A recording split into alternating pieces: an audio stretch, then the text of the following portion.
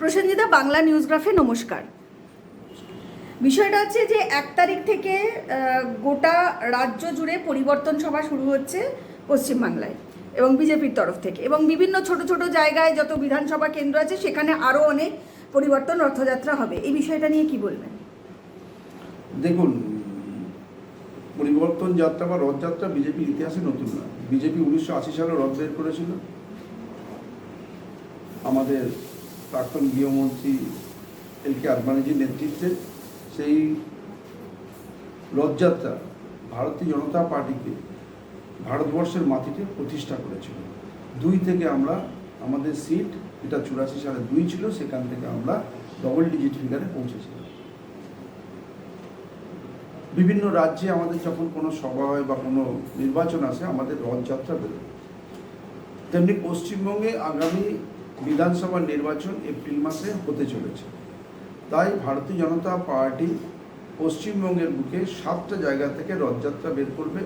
প্রত্যেক বিধানসভায় আলাদা করে ট্যাবলো দেওয়া আছে। ভারতীয় জনতা পার্টি কী কাজ করেছে, কী কাজ করবে এখানকার ইনফ্রাস্ট্রাকচারের উন্নতিতে, এখানকার শিল্পের সম্ভাবনাকে আবার পুনরুদ্ধার করবে, পুনর্জাগরণ করবে, এবং এই যে পশ্চিমবঙ্গের ল অর্ডার প্রশাসনিক ক্ষমতা যেটা পুরো শেষ হয়ে গেছে, তাকে পুনর্জাগরণ করে পশ্চিমবঙ্গের বুকে আবার একটা নতুন বাংলার প্রতিষ্ঠা করবে, যেখান থেকে দাঁড়িয়ে মানুষ নিঃশ্বাস প্রশ্বাস নিতে পারবে। সাধারণ মানুষ, সনাতনীদের সকলের এই পশ্চিমবাংলার সবথেকে বড় জিনিস হচ্ছে যে তাদের মধ্যে আবার সেই সরকারের প্রতি বিশ্বাসটা ফিরে আসবে। তো রথযাত্রা আমাদের কাছে নতুন কিছু না। পশ্চিমবঙ্গের কলকাতা জোনের 29টা বিধানসভা আছে। 29টা বিধানসভাতে 29টা ট্যাবলোর মাধ্যমে আমরা রথযাত্রা করব।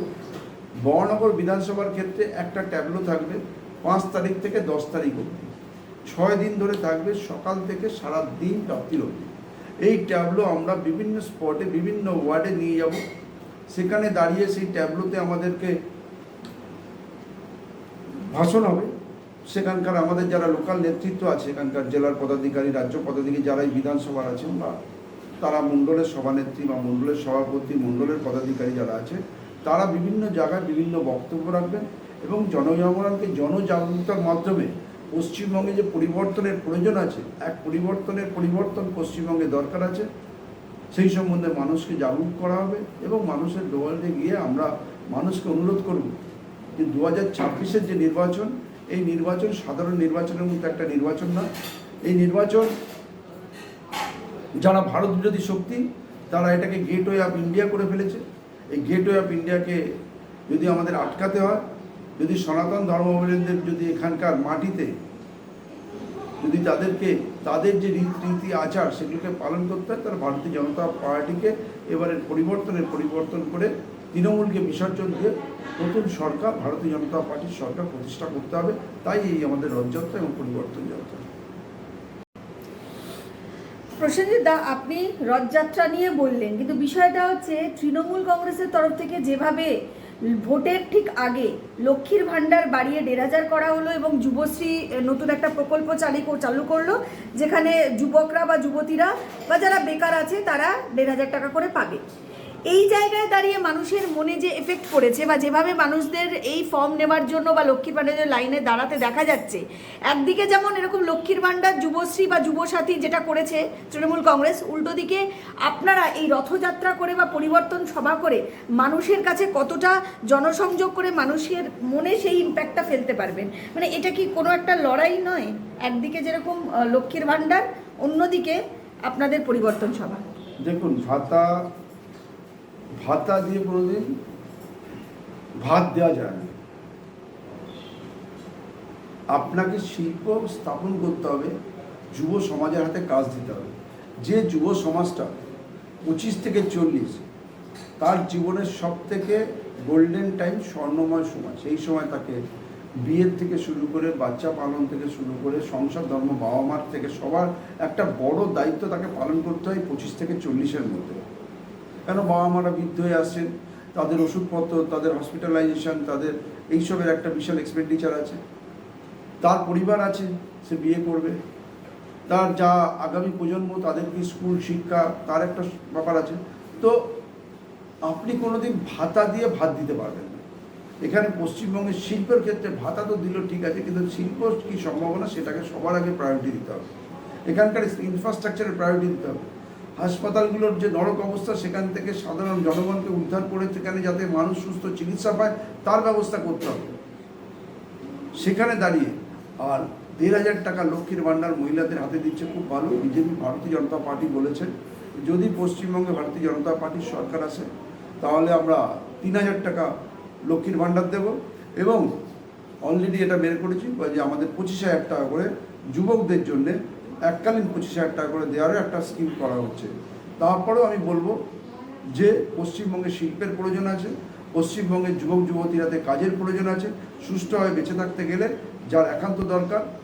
তাই পশ্চিমবঙ্গের মানুষের যাতে উন্নতি করতে চান, উনি তো আজকে 15 বছর ক্ষমতায় রয়েছেন, আমার মনে হয় ওনার এই দিকটা দেখা উচিত যে আজ অব্দি ওনার সময় একটা শিল্প হয়নি, একটা বড় কোনো ইনফ্রাস্ট্রাকচার এই পশ্চিমবঙ্গে হয়নি। আজকে সেইভাবে পশ্চিমবঙ্গের মানুষ যে আশা আকাঙ্ক্ষা নিয়ে ওনাকে রেখেছিল, আমার মনে হয় উনি সেই আশা আকাঙ্ক্ষার ন্যূনতম স্থানে পৌঁছাতে পারেনি। তাই তৃণমূলের বিসর্জন দিয়ে পরিবর্তনের যাত্রাকে যে আমরা বক্তব্য রাখছি, তার সাথে পরিবর্তন ঘটিয়ে ভারতীয় জনতা পার্টির সরকার পশ্চিমবঙ্গের মানুষ আনুক এবং এখানকার উন্নতির রাস্তা খুলে যাক। এখানকার প্রত্যেক কাজে যারা যুবক যুবতী তাদের হাতে কাজ আসুক, যাদের বৃদ্ধ আছেন যাদের কাজ পেয়ে সে তার পরিবর্তন আসুক। প্রসেনজিৎ দা, তৃণমূল কংগ্রেস ইতিমধ্যেই তারা মাঠে নেমে পড়েছে। আমরা জানি অভিষেক বন্দ্যোপাধ্যায় জায়গায় জায়গায় ক্যাম্প করে নানা রকম কর্মসূচি চলছে এবং নানা রকম স্লোগান, তারা তো বিভিন্ন ধরনের স্লোগান দেয়। বাংলা জিতবে আবার, কি বলবেন এটা, এই বিষয়টা নিয়ে কি বলবেন? 1947 সালে যখন দেশভাগ হয়েছিল, এই পশ্চিমবঙ্গ না পুরো বাংলাটা পশ্চিমবঙ্গ ভারতবর্ষের বাইরে দেওয়ার জন্য যে নেহেরু চক্রান্ত করেছিল, সেই নেহেরুর চক্রান্তকে ভেঙে ফেলে ডক্টর শ্যামাপ্রসাদ মুখোপাধ্যায়ের নেতৃত্বে এক নতুন পশ্চিমবঙ্গের জন্ম দিয়েছিল। যদি মুসলিমরা তাদের জন্য হোমল্যান্ড দাবি করতে পারে, তাহলে হিন্দু সনাতনীদের জন্য একটা হোমল্যান্ডের প্রয়োজন আছে। সেখানে দাঁড়িয়ে শ্যামাপ্রসাদজির এই হিন্দু হোমল্যান্ড আজকে যেখানে আমরা অবস্থান করছি, সেই দিনকে বাংলা জিতেছিল। আর 2026-এ এই শাসক দলের হাত ধরে যেভাবে 30%রা বলছে যে ওরা 30%, আমরা 70%, যেভাবে বলা হচ্ছে যে আমরা যদি ক্ষমতায় আসি আমরা 30% আজকে যাদের তাদের জন্যে 5,700 টাকার ওপরে সরকার তাদের খাতে বরাদ্দ ধরছে, আর সেখানে উচ্চশিক্ষা থেকে শুরু করে অন্যান্য খাতে 82 কোটি টাকা ধরা হচ্ছে, মাত্র 82 কোটি টাকা উচ্চশিক্ষা ক্ষেত্রে। এখান থেকে বোঝা যায় এই সরকারের মনসা কী। এই সরকারকে, তৃণমূল সরকারকে বিসর্জন দিয়ে যেদিনকে ভারতীয় জনতা পার্টির সরকার 2026 সালে আমরা গঠন করব, বাংলা সেদিনকে জিতবে। যেভাবে 1947 সালে ডক্টর শ্যামাপ্রসাদ হাত ধরে আজকের সনাতনীরা জিতেছিল, সেই দিনকেও সনাতনীদের আরেকটা জয় হবে, সেদিনকে বাংলা আরেকবার জিতবে। আর একটা শেষ প্রসঙ্গে যাব, বরানগর কেন্দ্রে আপনি দীর্ঘদিন কাজ করছেন, আপনি বরানগরের বাসিন্দা। কিন্তু বরানগরে এখন যিনি বিধায়িকা আছেন সায়ন্তিকা, তিনি পাড়া বৈঠক করছেন বিভিন্ন জায়গায় এবং যারা স্থানীয় বাসিন্দা তাদের সাথে 1:1 ইন্টারাক্ট করছেন এবং বিভিন্ন সমস্যার সমাধান করার চেষ্টা করছেন এবং সমাধান করছেন। তার এমপি ল্যাড থেকে কখনো তিনি রাস্তা করে দেবেন বলছেন, লাইট লাগিয়ে দেবেন বলছেন, এরকম বিভিন্ন ধরনের প্রতিশ্রুতি তিনি দিচ্ছেন। কিভাবে দেখছেন বিষয়টা? দেখুন, বিগত 5 বছর ধরে যে রাস্তা দিয়ে মানুষ হেঁটেছে, সেই রাস্তা কি ভয়ঙ্কর ছিল তা মানুষ জানে। আজকে পশ্চিমবঙ্গের মতো বরানগরের সবচেয়ে বড় সমস্যা হচ্ছে জমা জল আর পানীয় জল। উনি 2 বছর আগে বলেছিলেন যে জমা জলও শেষ করব, পানীয় জলেরও ব্যবস্থা করব। আপনি দেখবেন দুটোতে এক পা হাঁটেনি, একটা পা উনি হাঁটেননি। আজকে যে জমা জলের জায়গা যেখানে সেখানেই আছে, পানীয় জলের অবস্থা যেখানে ছিল সেখানেই পড়ে আছে। সুয়ারেজ সিস্টেম থেকে শুরু করে আপনার স্ট্রং ওয়াটার থেকে শুরু করে ড্রিঙ্কিং ওয়াটার থেকে ট্রিটমেন্ট প্ল্যান্ট থেকে এই টোটাল প্রজেক্টগুলোকে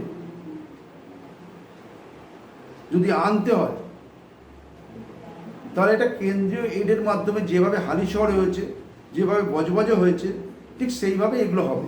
তো সেখানে কেন্দ্রীয় ভূমিকা সবচেয়ে বড়। কেন্দ্রের ভূমিকা তখনই ভালো হবে যখন পশ্চিমবঙ্গের বুকে বরানগরের বুকে ভারতীয় জনতা পার্টির পদ্মফুল ফুটবে।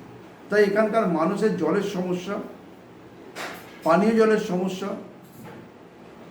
এবং অন্যান্য যে সমস্যা আছে তা দূর করার ক্ষমতা একমাত্র ভারতীয় জনতা পার্টির আছে। আর 2026 সালে যে ভোট, আপনি 2024 সাল যদি পর্যালোচনা করেন তাহলে ভারতীয় জনতা পার্টি 8,300 ভোটে পিছিয়ে আছে। 8,300 ভোট, যেখানে SIR এর মাধ্যমে অলরেডি 35,000 ভোট কেটে গেছে। তো 35,000 ভোটের মধ্যে 80%-এর উপরে ভোট পড়েছিল, তার মানে সেখানেও প্রায় 26-27,000 ভোট পড়েছিল, যে ভোটটা এবারে আর পড়বে না। মানে বলছেন এই জল মেশাতে পারবে। এসআইআর এর এফেক্ট অনেকটাই তৃণমূলের উপরে পড়বে এই বরানগর কেন্দ্র থেকে। একদম, কারণ হচ্ছে যে 35,000 ভোট কেটে গেছে, তার যদি 84% বা 80% ভোট পড়ে থাকে তাহলে দেখবেন সেই 26 থেকে 27,000 ভোটটা সেটা না বিজেপির ঘাটে পড়েছে, না বিজেপির ভান্ডারে পড়েছে, না অন্যান্য পলিটিক্যাল ভান্ডারে পড়েছে, মানে ব্যালটে পড়েছে। সেই ভোটটা একমাত্র গেছে তৃণমূলের ভোট ব্যাংকে।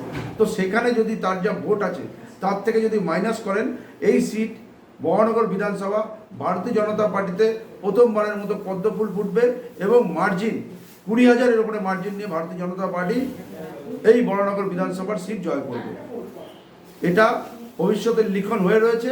উনি পাড়া আড্ডা করুন, উনি জলের ব্যবস্থা করতে পারেননি, উনি সোয়ারেজের ব্যবস্থা করতে পারেননি, রাস্তার যে পোলে পড়ছে 6 মাস পরে রাস্তার পোলে উঠে যাবে। তো এই দিয়ে সমস্যার সমাধান হবে না।